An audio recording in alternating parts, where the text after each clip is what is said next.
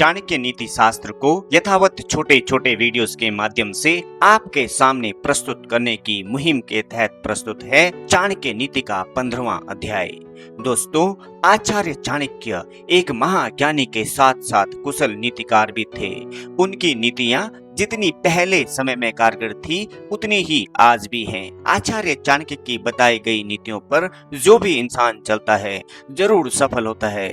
चाणक्य नीति के 15वें अध्याय में आचार्य चाणक्य कहते हैं, शास्त्रों का ज्ञान अगाध है और वो कलाएं अनंत हैं जो हमें सीखनी चाहिए, लेकिन हमारे पास समय थोड़ा है और जो सीखने के मौके हैं उनमें अनेक विघ्न आते हैं। इसलिए सिर्फ वही सीखें जो अत्यंत महत्वपूर्ण है। ठीक उसी तरह जैसे हंस पानी छोड़कर उसमें मिला हुआ दूध पी जाता है। मित्रों, आचार्य चाणक्य के लिखे हुए हर एक छंद से कुछ न कुछ सीख जरूर मिलती है। इसलिए इस वीडियो को अंत तक जरूर देखें और ऐसे ही ज्ञानवर्धक वीडियोस के लिए प्योर ज्ञान को सब्सक्राइब कर बेल आइकन जरूर दबाएं। आचार्य चाणक्य कहते हैं, वह व्यक्ति जिसका हृदय हर प्राणी मात्र के प्रति करुणा से पिघलता है, उसे जरूरत क्या है किसी ज्ञान की, मुक्ति की, सर के ऊपर जटा जूट रखने की और अपने शरीर पर राख मलने की। इस दुनिया में वह खजाना नहीं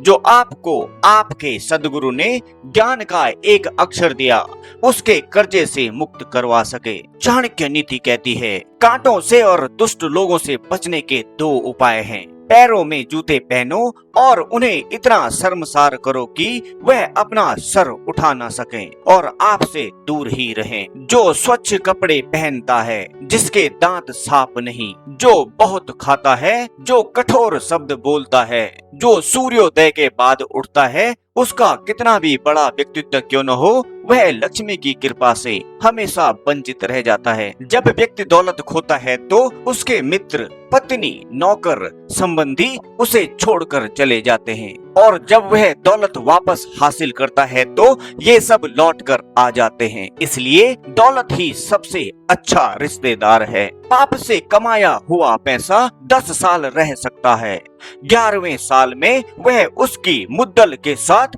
लुप्त हो जाता है। चाणक्य बुद्धि कहती है, एक महान आदमी जब कोई गलत काम करता है तो उसे कोई कुछ नहीं कहता, मगर एक नीच आदमी अगर कोई अच्छा काम भी करता है तो उसका धिक्कार ही होता है। देखिए, अमृत पीना तो अच्छा है, लेकिन राहु की मौत अमृत पीने से ही हुई थी। विष पीना नुकसानदायी है, लेकिन भगवान शंकर ने जब विष का प्राशन किया तो विष उनके गले का अलंकार हो गया।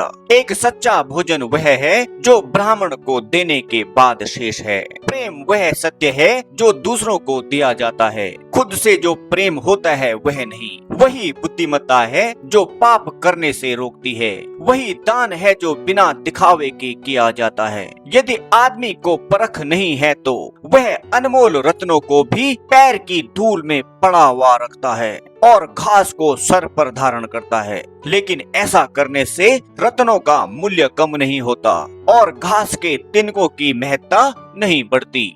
जब विवेक बुद्धि वाला आदमी आता है तो हर चीज को उसकी जगह दिखाता है। चाणक्य कहते हैं, वह आदमी चांडाल है जो एक दूर से अचानक आए हुए थके मांदे अतिथि को आदर सत्कार दिए बिना रात्रि का भोजन खुद खाता है। एक व्यक्ति को चारों वेद और सभी धर्म शास्त्रों का ज्ञान है, लेकिन यदि उसे अपनी आत्मा की अनुभूति नहीं हुई तो वह उसी चमचे के समान है जिसने अनेक प्रकार के पकवानों को हिलाया डुलाया लेकिन किसी का भी स्वाद नहीं चखा। वह लोग धन्य हैं, ऊंचे उठे हुए हैं, जिन्होंने संसार समुद्र को पार करते हुए एक सच्चे ब्राह्मण की शरण ली। उनकी शरणागति ने नौका का काम किया। वो ऐसे मुसाफिरों की तरह नहीं है जो ऐसे सामान्य जहाज पर सवार हैं जिसके डूबने का खतरा है। चंद्रमा जो अमृत से लबालब है और सभी प्रकार की औषधियों का देवता माना जाता है, जो अमृत के समान अमर और दैदीप्यमान है, उसका क्या हर्ष होता है जब वह सूर्य के घर जाता है, अर्थात दिन में दिखाई देता है। तो क्या एक सामान्य आदमी दूसरे के घर जाकर लघुता को प्राप्त नहीं होगा? वह मधुमक्खी जो कमल की नाजुक पंखुड़ियों में बैठकर उसके मीठे मीठे मधु का पान करती थी, वह अब एक सामान्य कुटुस के फूल पर अपना ताव मारती है, क्योंकि वह ऐसे देश में आ गई है जहाँ कमल है ही नहीं। उसे कुटुस के पराग ही अच्छे लगते हैं। माता लक्ष्मी कहती हैं, हे भगवान विष्णु, मेरे स्वामी, मैं ब्राह्मणों के घर इसलिए नहीं रहती क्योंकि अगस्त्य ऋषि ने गुस्से में समुद्र को पी लिया, जो कि मेरे पिता हैं। भृगु मुनि ने आपकी छाती पर लात मारी।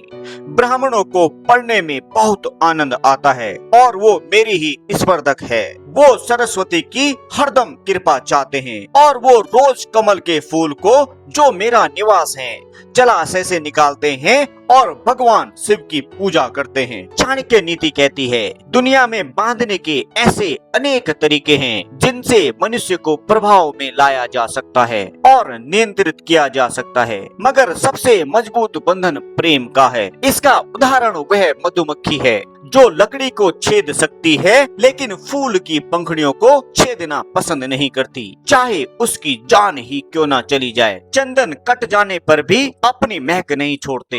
हाथी बूढ़ा होने पर भी अपनी लीला नहीं छोड़ता।